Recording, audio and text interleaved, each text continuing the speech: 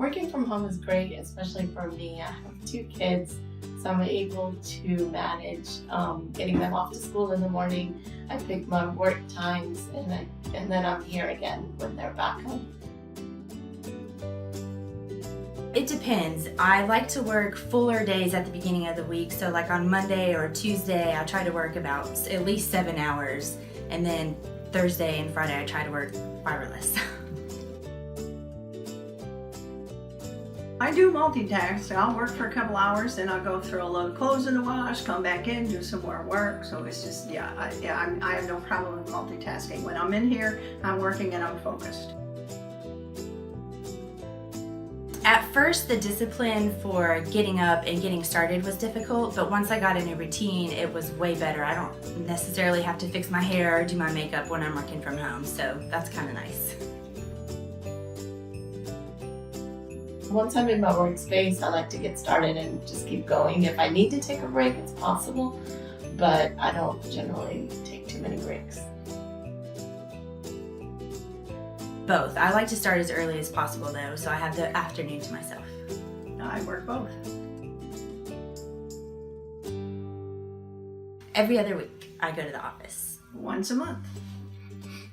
And then of course when our meetings happen twice a year.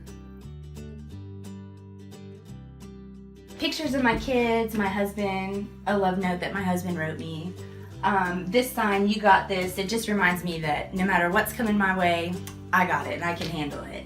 So just little things to make me happy. My workspace, you realize once you start working what you need to be productive. So for me, it was a flat table because business-wise, you work with a lot of stacks of papers. So I like to be organized. I like my papers to be seen so I can access it quickly. Just a flat surface pretty much, and then I have all my colored pens that I need, and that's pretty much paper clips and rubber bands. Some of the challenges, I've been working from home for many years now, so main thing for me is that I like to know that I'm going to work from 10 to 2 or I'm going to work from 2 to 5. Mentally, I just like to set off that time so I'm not distracted by other things.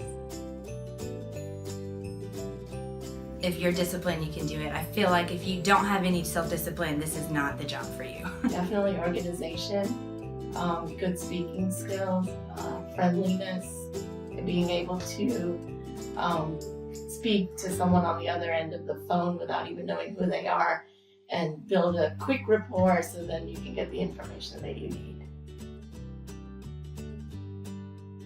At first, I don't want to say it was difficult. I did have to try to find a routine and get into, asking the right questions and the way I talk to people on the phone and things like that. But it was pretty easy for me to get into a routine and learn all the things.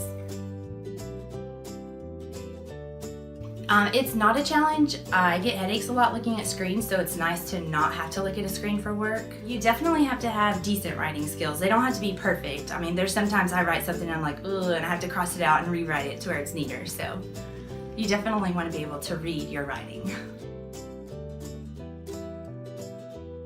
Coffee. Lots of coffee.